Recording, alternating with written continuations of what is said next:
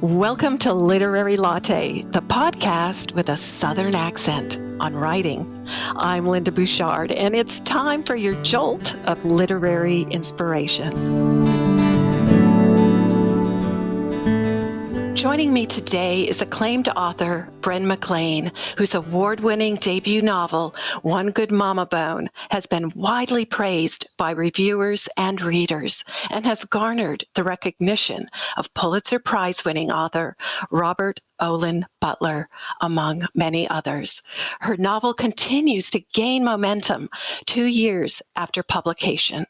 It's a story that has resonated with her readers. McClain's writing is distinguished by a sophisticated and detailed portrayal of the day-to-day realities of rural poverty, an authentic sense of time and place that marks the best Southern fiction. One Good Mama Bone explores the strengths and limitations of parental love and the healing power of the human-animal bond. I interviewed Bren in episode 10, and we had so much more to talk about that I just had to have her back. In this episode, we dive into her writing life and get specific, and Bren offers practical insider tips, advice, and encouragement for every writer. She takes us into her writing space. She talks about the way this book has changed her life and about the power of the written word. In this Literary Latte season finale, I'm thrilled to welcome back Bren McClain. Bren, thanks for coming back, because in our last time together, there was just so much to talk about. So I want to get specifically to your writing life, and if you can take us into that. And your journey to publication is such a unique one, and I think it's a teachable moment for other writers. So walk us through that, if you would, Bren. Okay, so how much time do we have? Because I'm a 27-year overnight success, Linda. I promise I won't just drag it all out. But, I wrote, 3 novels, and One Good Mama Bone is the first to be published. I'm the writer who never gave up. And people ask me why. Because I feel like I was born for this. This is part of my life's work, is to write. So I think if people feel that way, then you got to do it. So however long it takes is however long it takes. And so, I wrote a novel way back. Darby, he liked ropes. Hey, I got a New York agent with it. So, hey, that's something. We almost sold it to Random House, but it was ultimately a turn down. And by this time, this turn down time is when I had met my neighbor in Atlanta, who revealed to me the secret that he'd been carrying around. And it's what, I used as my second novel, Willie June, but it was a failed second novel. And during this time, my agent quit being an agent, the topsy-turviness of publishing, quit being an agent. And so I wrote the Willie June novel. And let's put some times on this. So I started the Willie June novel in 99, finished it in 04, and my 2 readers said, Bren, it's not working, girl. And I didn't know what to do to fix it. So I put it up and got busy with life. And this next book that I'm writing chose me. But anyway, it would be 2008. Now, we're moving some years now. It'd be 2008 before I knew what I really needed to write about motherhood, which is where, the One Good Mama Bone came in. And so I wrote One Good Mama Bone and wanted to get a New York agent. I have to admit that, I wanted to be published by New York. I think it's almost every writer's dream to have that kind of A+ experience, if you will. But Linda, it wasn't happening. I had one agent who said to me, well, does the cow talk? No, but what I was, and I took really about a year. And and trying to get an agent. And I got some requests to read fulls, but it was always a turn down. I'll be honest with you. I think that New York really didn't know what to do with a story that involves a cow, a deep, deep rural setting in the South, small town. I just don't think they knew what to do with it. They don't know what box it needed to go in. And so this is a wonderful night happened for me. I was in Spartanburg, South Carolina, and I heard the literary agent Marley Rusoff speak. And this was like, February of 2013, maybe. So we're moving some years here. And she said, hey, the state of publishing today is pretty dismal for especially Southern writers who write about small towns, blah, blah, blah. And I remembered sitting there. I was on the front row and my heart just sank because that's exactly what I had been experiencing. But then she looked out at us and said, hey, wait, there's a silver lining here, writers. She says, the rise of the small press. And Linda, when she said that, I felt this energy surge through my body. I went, tell me more, tell me more.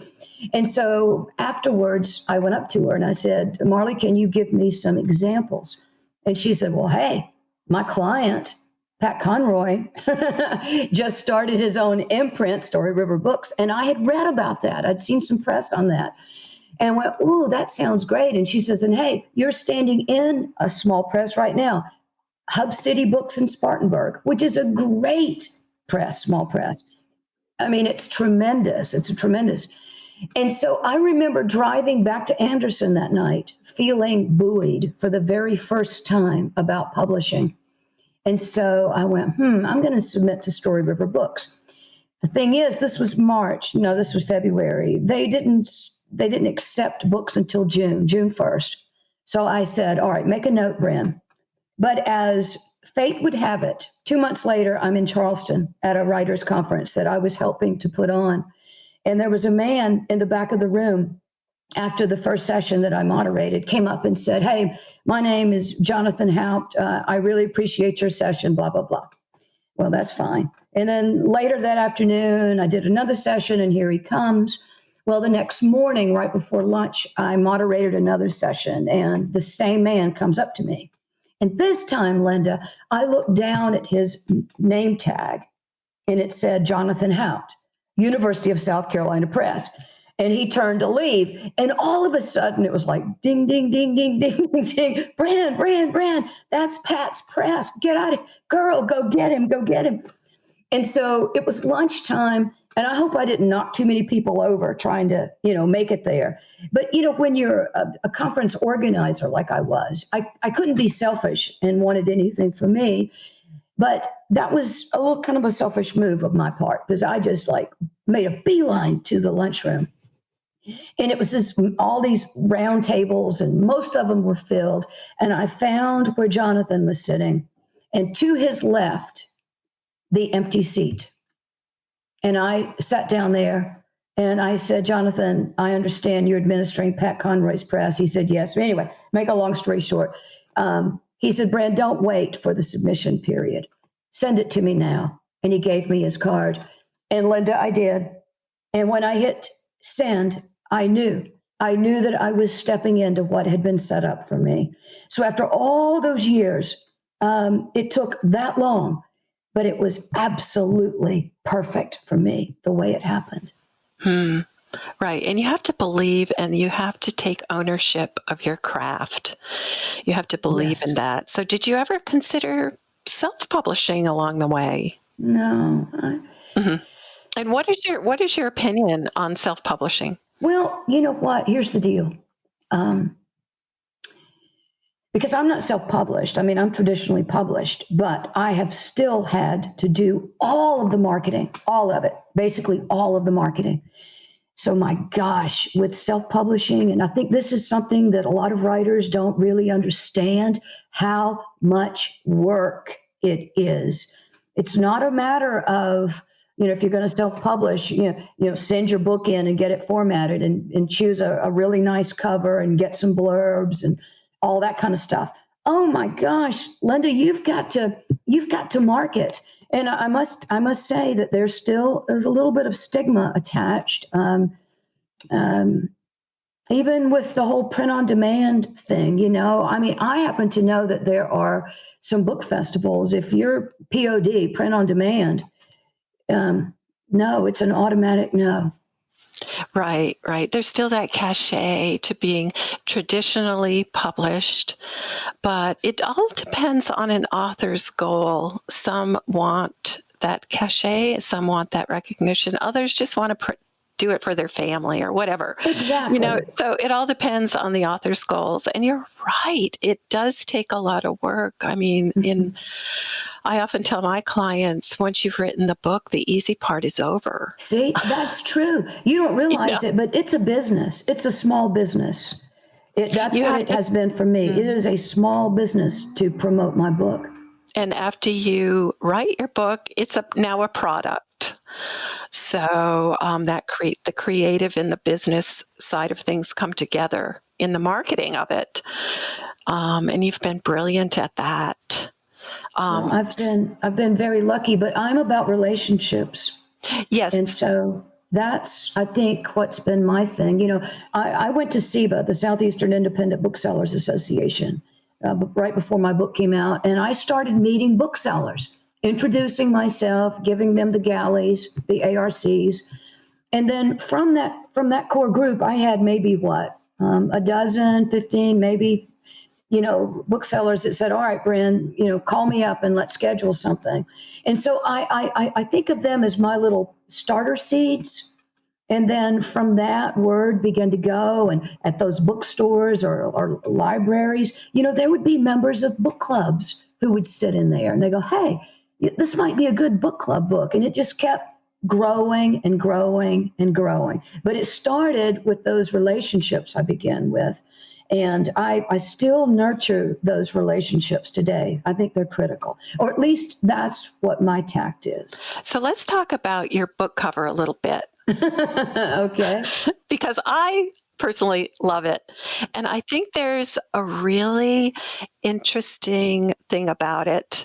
As you know, the cover is so important to the sale of a book, to marketing it. And here's what I love about yours. There's a single barbed wire across it. And I think that's where the story is. If you remove that barbed wire, it would change the story. Bless you. You are brilliant, Linda.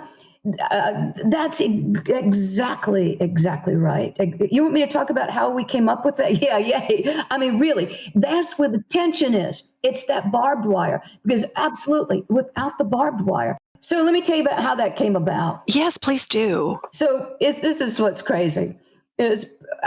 People told me, and this was before, USC Press started, getting some various options together. People said, now, Bren, listen now, honey, you're hog wild on that cow in that book Mama read. So, whatever you do, don't put a cow on the cover, whatever you do. And person after person after person kept telling me that. So USC Press sent me 4 options. And I got to tell you something, Linda. No, I didn't like any of them. They were generic. There was a woman that to me didn't look anything like Sarah. And I guess I should go further and say that I cried when I saw them.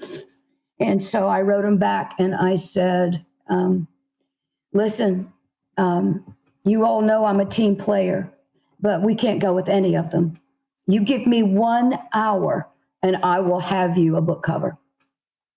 And I started, going through all of my pictures. And Linda, in my computer, I kept returning to that photo. Now, it's just half of her. And people go, oh, did you crop it that way? No, that's the way the photograph was taken. Half of her face, but it had a whole lot more real estate off to her right. And I kept returning to it. And then when I saw the barbed wire, I went, Bren, I know people said don't put a cow on the cover, but that's not just a cow. That carries our story. That carries that, because if that fence wasn't there, and if that mother cow had not broken through that fence, we wouldn't have a story, would we, Linda? Sarah Creamer would not have the learning. She would not have a teacher. And so I cropped it. I cropped it to that. And there we go. That's how we got it. Right. Because I think that is, so important. It's subtle, but so important to the entirety of the book. So talk a little bit about in the editing process. It's so difficult. Did you leave anything out that you wish had stayed in? And talk a little bit about the compromises you made. Only one, and it was a big one. I didn't want the book to begin where it began. I wanted it to begin with my very favorite part of the book. And my very favorite part of the book is the first time that Sarah Creamer addresses Mama Red, and those kind of monologue confessionals, when Sarah tells her life story to Mama Red, you done started on your teaching of me with my boy. Can I tell you that, girl? I don't know your name. I wanted to start with that section. But Jonathan, my editor, said, Bren, there's no context for Sarah, a woman talking to a mother cow. And so let's come up with another way. So that was it. That was it. So I said, all right. Okay. And so I went along with it. What was the most difficult part of writing this book for you? I can't think of anything that was difficult. To me, it's just all perfect the way it needs to be. What was the highlight of writing this book? Meeting Mama Red. Totally. Yeah. She changed my life. Paperback or ebook? Oh, paperback. No ebooks. No. So in closing, Bren, agreed. In closing, Bren, what would you like writers to know? What advice do you have for beginning writers? If you are called to write, then let nothing stop you. And you give it the time it needs. And when you show up to write, you show up 1,000% and trust whatever happens. Don't ever benchmark against another writer. Your own journey is your own journey, and you honor that because it's perfect. That is powerful. My guest has been Bren McClain. Her novel, One Good Mama Bone, is published by the University of South Carolina Press and is available at your booksellers. You'll find a link to her book in Amazon in the show notes, and I'll have a link to her website where you can find more out about Bren and her work. Bren, thank you so much for being my season finale. It is such a great pleasure to talk to you again and for your great insights into writing. I just love One Good Mama Bone. Oh, bless you. And thank you for this second opportunity to come and talk some more about the work of my heart, really. So thank you so much. It's been quite an honor to chat with you, Linda.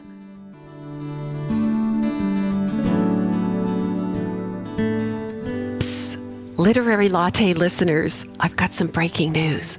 This is my last podcast episode for a while. I'm taking a hiatus to finish a couple of books that I've been working on and that have been simmering on the back burner far too long. It's bittersweet just thinking about unplugging the microphone because this has been a labor of love, a magic carpet ride with memorable guests who brought salient advice, wisdom, and humor to each episode.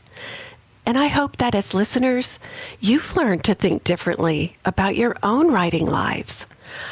I will miss learning right along with you because the last 2 seasons have been a masterclass for me. Each of my amazing guests taught me new and different ways to think about my own writing and about life as a writer. This isn't the end, though, but rather stay tuned, because this I know for sure. An end is just a beginning in disguise. So in the meantime, if you need help and direction with your book marketing efforts, please call on me. My PR firm, Booking Authors, Inc., specializes in publicity and marketing for Southern writers. You'll find more in the show notes and at bookingauthorsinc.com, where you'll also find lots of useful information and tips in my blog posts, tips that you can use immediately. And if you ever need a jolt of inspiration, this podcast will live forever on my website. Thank you so, so much to all of the superstar authors who sat down with me to share their stories over the last 2 seasons, and to David and Cody who helped make it possible. So until we meet here again, keep writing, and thank you for listening. You've been listening to Literary Latte with Linda Bouchard. For more information, visit bookingauthorsinc.com.